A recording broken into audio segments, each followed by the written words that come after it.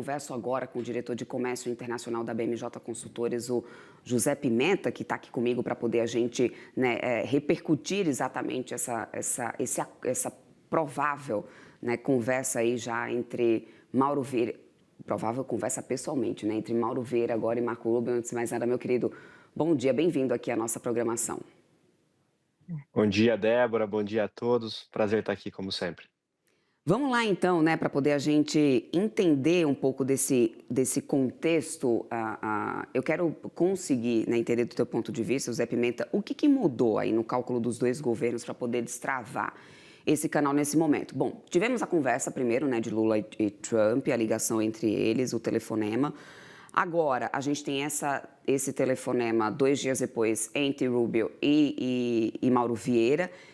E aí, isso destravar agora o encontro presencial em Washington, já em breve, né? Ou seja, não tem uma data cravada, mas muito em breve. Quais condições de contorno, talvez gestos políticos, linguagem, garantias, o que tem viabilizado esse canal de negociações nesse momento?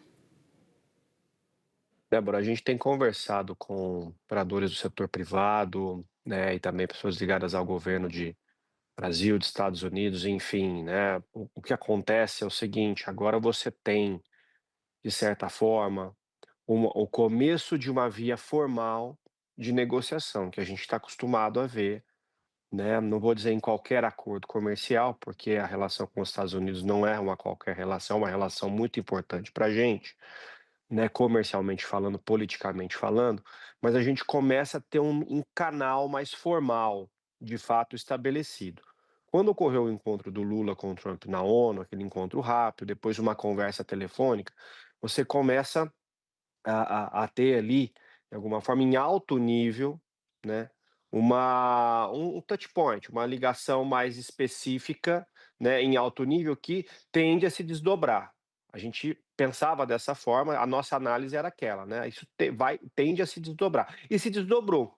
Então, acho que esse é o ponto positivo a ser visto aqui, né. A conversa andou, né, os temas agora podem ser tratados. Então, a gente começa a ver uma via bilateral de negociação mais formalizada. Acho que esse é o ponto principal aqui. Não são os dois presidentes mais que estão se falando, né, num nível agora mais minucioso do que vai ser negociado, mas eles abriram um caminho.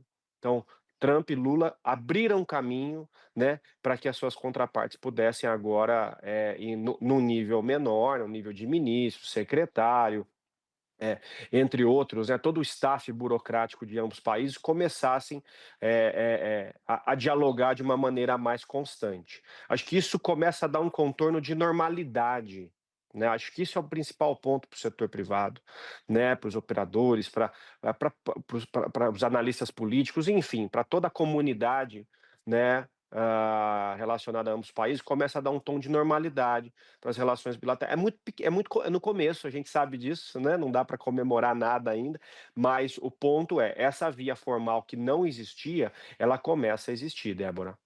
Pegando um pouco da tua experiência né, nesse comércio internacional, o Itamaraty, tanto né, o Itamaraty como o Departamento de Estado americano, eles já falaram em mecanismo bilateral para poder cuidar desses interesses econômicos mútuos. Que desenho institucional poderia funcionar melhor? Né? O que a gente pode esperar? Talvez grupos técnicos, uma negociação com prazo ali escalonado, tipo metas de 30, 60, 90 dias talvez, cláusulas de revisão. O que pode dar uma previsibilidade agora nesse momento para produzir resultados que sejam realmente satisfatórios dos dois lados, né? A partir de que maneira a gente conseguiria, né, esse destrave dessas negociações?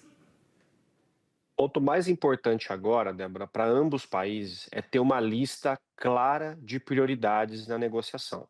Sem essa lista clara, isso a gente, de novo, né, conversamos com ambos representantes aí, enfim, é importante que tanto Estados Unidos quanto Brasil comecem a delinear agora uma lista clara de prioridades. Sem essa lista objetiva de prioridades, você não tem uma negociação. Senão essa negociação ela fica ainda num pé muito abstrato. A gente entende que está chegando o momento para isso, né? Você já teve uma conversa lá atrás, né, bem antes do tarifaço, onde já existia isso de alguma forma mais ou menos estruturado, né? Os Estados Unidos vem dando esses indícios já em documentos formais também já há muitos anos, mas o panorama mudou. A negociação agora ela está muito mais direta. Então, respondendo a sua pergunta objetivamente, num primeiro momento, é ter uma lista objetiva, né, de prioridades. Olha, o que os Estados Unidos querem efetivamente dessa relação bilateral nesse momento, porque é importante contextualizar espaço e tempo. Nesse momento, é isso aqui. São esses 3, 4, 5 itens aqui que a gente precisa negociar. Em contrapartida, o Brasil também tem que colocar as suas prioridades. Olha, nossas prioridades são essas. A partir daí, você desenha, né, o melhor mecanismo institucional. Entendo que no caso Brasil e Estados Unidos, por ter uma relação já consolidada, diplomática, que a gente sabe há mais de 200 anos, até mecanismos, diversos mecanismos formais e informais de negociação, tanto em nível bilateral quanto regional, quanto já participaram até de elementos do multilateralismo, enfim, essas veias negociadoras elas já estão muito sedimentadas, está muito consolidado. No entanto, é necessário atentar para o momento atual. Nesse momento atual, imagino que vai ser, de alguma forma, vai ser uma conversa liderada aí tanto pelo Rubio quanto pelo chanceler Mauro Vieira, e a partir daí você ter grupos de trabalho específicos, né, por temas, talvez. Né? E aí cresce a importância do setor privado. O setor privado é fundamental participar dessas negociações no sentido de subsidiar o governo, de manter toda a pressão e o diálogo lá em Washington, né, que foi aberto, né, que é reaberto, vamos dizer assim, intensificado nesses últimos meses, para poder fazer a sua voz ser ouvida, né, não só agora, senão durante a negociação, Débora. Uhum. E José Pimenta, o que que seria aceitável como um mínimo, né, dessas negociações nesse momento e também talvez como um ponto de chegada depois para cada lado? O Brasil tem estado bastante otimista com esse canal de diálogo agora aberto para as negociações. A gente já teve, inclusive, o próprio presidente Lula reconhecendo que nessa primeira conversa que teve com Trump, chegou a pedir a retirada da tarifa adicional de 40%. Mas há realmente, sendo realista nessa situação, há realmente possibilidade de a gente conseguir reverter esses 40% de taxação. A gente tem setores que estão sendo duramente, né, afetados de toda maneira, principalmente que não conseguem realocar ali a sua produção, né? Então, o que pode ser aceito nesse momento na tua visão, né, como um mínimo dessas negociações e um excelente ponto de chegada? É uma boa pergunta, Débora, porque a gente tem que olhar para a realidade econômica, né? Esse é o momento em que aquele elemento político ele começa a baixar um pouco a sua dose de tensão e o elemento econômico começa a ganhar muito mais proeminência na relação bilateral, o que torna essa relação bilateral, essa negociação muito mais pragmática. Isso é muito positivo. Mas há de se olhar para ambos os países e a economia e como essa relação bilateral ela interfere, ela impacta, né, na economia, tanto de Brasil quanto dos Estados Unidos. Se a gente olhar para cá, especificamente, a Câmara Americana de Comércio, a Chama Brasil, soltou recentemente um estudo muito interessante que diz que produtos já sobretaxados pelos Estados Unidos caíram 26% as suas exportações Brasil para os Estados Unidos em setembro, né, que já vem de uma queda de agosto. Então não há dúvida que o tarifaço está causando um prejuízo muito grande para essas exportações brasileiras. São exportações setoriais muito importantes que movimentam a economia regional, que movimentam a economia local. Então a gente já tem isso mapeado. Quais são as principais exportações que vêm sofrendo com a tarifa de 40%, 50%, aí você pega, né, as diversas medidas, seção 232 e por aí vai. Então, acho que esse é um ponto importante. Aí a gente tem vários. Você falou de um de madeiras, setor de imóveis muito, muito complicado, toda a situação que está acontecendo com demissões, né? O próprio café, carne, enfim, máquinas e equipamentos de pequeno e médio porte, enfim, você tem uma série de produtos que estão sofrendo aqui. Então, esse do lado do Brasil. Se a gente olha para o lado dos Estados Unidos, que já foi notificado, né, noticiado pelo próprio presidente Trump, né? Ele falou do caso do café, né? Tem se falado muito da imprensa americana também do caso da carne, são produtos que têm sofrido uma inflação relativa em alguns estados e também no cômputo geral, né? Você tem pressão por lá também de produtores agrícolas e também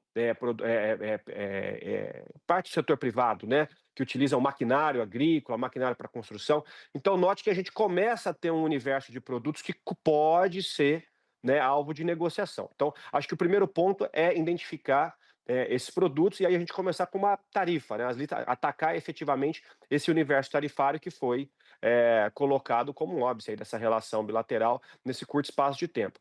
Aí você tem os itens de longo prazo. Aí os itens de longo prazo é que vão também dar o tom da conversa daqui para frente. Você tem legislações importantes que estão passando no Brasil relativas à inteligência artificial, você tem a questão de terras raras, que foi até noticiado há pouco tempo aqui por vocês, né, toda essa briga entre Estados Unidos e China. O Brasil ganha importância nisso, porque tem a segunda maior reserva mundial de terras raras. Então, para resumir a conversa, acho que você tem itens de curto prazo, tarifas, produtos, e itens de longo prazo, planos de cooperação bilateral Brasil e Estados Unidos, Débora. Perfeito, vamos aguardar então, né, passo importante dado nesse momento, espero que também frutífero, né, muito em breve a gente possa também falar sobre isso por aqui. Conversei agora com o diretor de Comércio Internacional da BMJ Consultores, José Pimenta. Meu querido, sempre bem-vindo por aqui, uma ótima sexta-feira para você. Muito obrigado, um abraço, Débora, um abraço a todos.